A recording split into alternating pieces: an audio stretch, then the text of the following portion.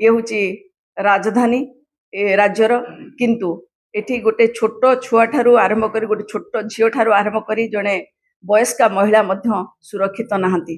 किछि दिन तले जो भली भाव जोटा अंतर्जातीय ख्याति संपन्न पर्यटन स्थली धौली सेठी किभली भाव गणधर्षण करागला। सहरर जो भली भाव गोटे डिसिप्लिन सहर भाव भुवनेश्वर को जना जाउथिला, ओडिशा को गोटे शांतिप्रिय राज्य भाव जना जाउथिला। आज महिलाटे घर गोड़ काढ़ा मध्य साहस जुटई पारु नाही। समस्त मोर नमस्कार।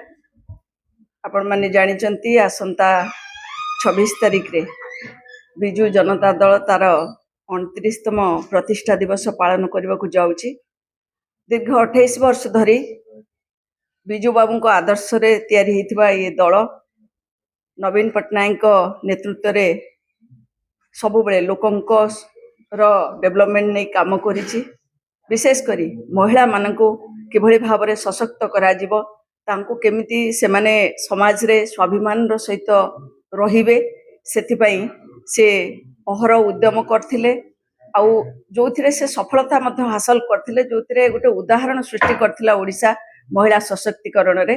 किंतु ये सरकार आसीबार 2 वर्ष पूर्ण हेनी, किंतु प्रत्येक दिन आपण देखिबे महिला को ऊपर अत्याचार बढ़ी बढ़ी चलीची।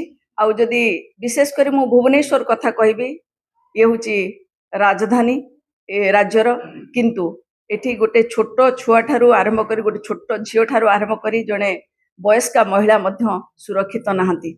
आपण एठू अनुमान करथिबे जे ओडिशार महिला माने आज को भली परिस्थिति रे अछंती। ए कथा को गोटे निश्चित भाव रे आज गोटे महिला माने जदि जेतेबेले तांकर निजर झियो रहउचंती, छोट झियो से कोठी के छाड़ी की चाकरी करबा पई बा निज गोटरे छिड़ा हबा पई मध्य साहस करबा को से तांकर दंभ जुटई पारुनांती। पिला को स्कूल छाड़ला बेले को मध्य से माने चिंता रे रहउचंती। बाहर को कोनोसी टूरिस्ट प्लेस को आपण देखिथिबे ए भली किछि दिन तळे जो भली भाव जोटा अंतर्जातीय ख्याति संपन्न पर्यटन स्थली धौली सेठी किभली भाव गणधर्षण करागला। तेणु ये सब को देखिले आजिका डेट रे गोटे झियो घरू बाहरिबा मुश्किल हे पड़लानी। केही मध्य सुरक्षित नहांती। किभली भाव मर्डर बढ़ी चलची, ड्रग्स रो किभली भाव प्रादुर्भाव बढ़ी। सहरर जो भली भाव गोटे डिसिप्लिन सहर भाव भुवनेश्वर को जना जाउथिला, ओडिशा को गोटे शांतिप्रिय राज्य भाव जना जाउथिला। महिला मान को सम्मान मिलुथिला। महिला माने अर्थनैतिक दृष्टिकोण रु, सामाजिक दृष्टिकोण रु, राजनैतिक दृष्टिकोण रु सशक्त होउथिले।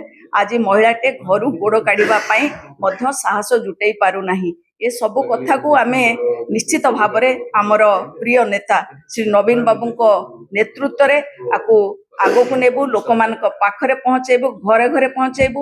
गोटे दायित्व संपन्न विरोधी दल भाव आमे आमर दायित्व संपन्न करिबु। धन्यवाद।